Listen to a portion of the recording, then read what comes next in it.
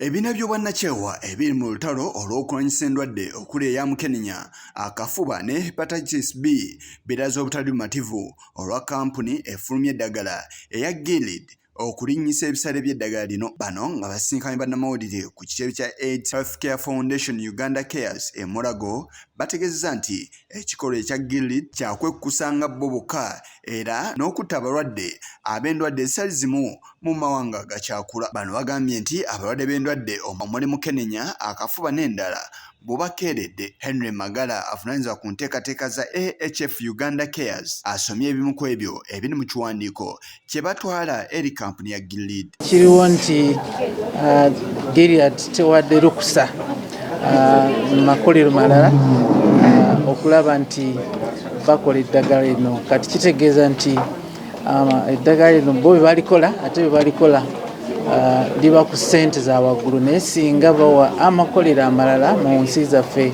ng'eza Uganda, ebbeeyi eddagala lino kwe lifunira zisobola kubanga liri wansi nga ebitongole byaffe ensi yaffe esobola okugula amalagala gano. Ono era alaze okwemulugunya kwabwe n'okukyawe kuli mu nteekateeka eno. Funa eritalina side effects bwe baba batuwadde obusobozi rights, kubanga kati tetulina rights kola eryo eritalina side effects, naye batuwa obusobozi bwe bawa companies naddala nga India. Amanyi wano mu Uganda tetulina busobozi kutandika kukola ddagala eryo, naye ba India ne bakola eddagala eryo eriri ku mutindo kaakati bo lye balina. Kisijja tusobola kufuna eddagala eryo ku ssente ntono naye nga terina side effects.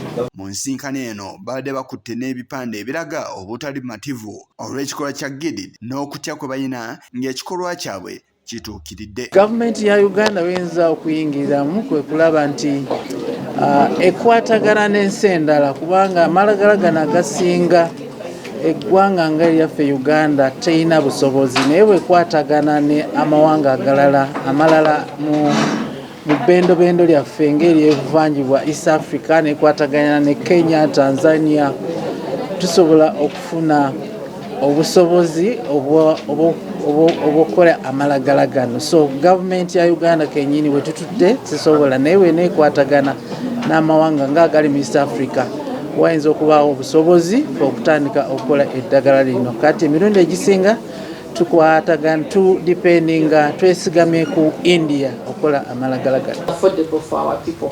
He lost his vision because he couldn't afford to access medicine at a very early stage, probably as the medical advised. And he's one voice in this room today. We have very many people out there. Every day we are seeing, I think COVID showed us what it means not to access treatment and not to access quality treatment. I'm a brother to a survivor called Dr. Magzi Emmanuel. I'm a sister to Dr. Magzi Emmanuel. I'm a sister to Emma, and I really feel this pain. I really feel the pain families have to handle. I really feel the stigma, the discrimination, now coupled with effects and everything that comes with all that. It's really a lot.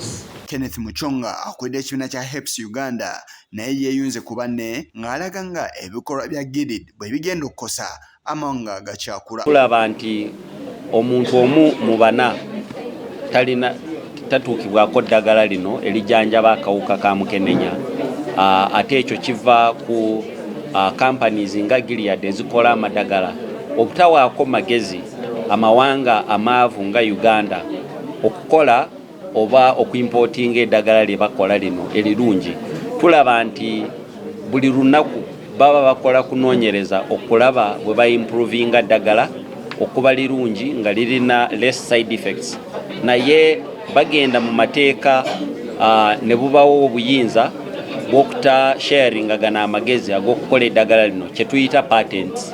Ate ekyo tulaba nti eggwanga nga Uganda obutundu 9/10 amadagala ge tukozesa madagala ge bayita generic medicines oba copies za original medicines. Abamu ku balwadde nabo balaze okutya ku kiki boolekedde era nga bano basabye kampuni eno eya Gilead okugaba olukisa eri amawanga amalala nago gafulumya eddagala abalwadde b'endwadde zino lye bakusobola okukozesa era lye balina ensimbi ezijja mu eryo.